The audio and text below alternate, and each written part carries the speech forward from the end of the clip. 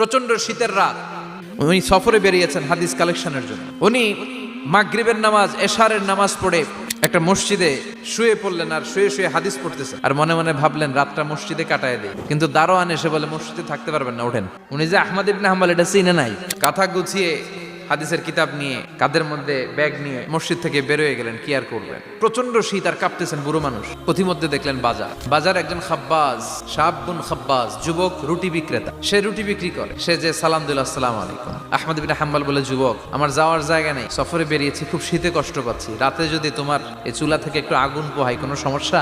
যুবক বলে, না না, সমস্যা না, আহলান ওয়া সাহলান, বসে আমতে আসেন আসেন, আপনি আগুন পোহাইলে আমার সমস্যা কি? আল্লাহ শুকরিয়া করে উনি বসলেন আর আগুন পোহাচ্ছেন। আর খেয়াল করলেন যুবক রুটি বানায় আর পরে আস্তাগফিরুল্লাহ, রুটির দলা বানায় পরে আস্তাগফিরুল্লাহ, খামির বানায় আর পরে আস্তাগফিরুল্লাহ, খালি এইটাই পড়তেছে। ইমাম আহমদ ইবনে হাম্বল তো অবাক, কিরে এটা আবার কেমন যুবক, খালি আস্তাগফিরুল্লাহ। উনি প্রশ্ন করলেন, যুবক ঘটনা কি?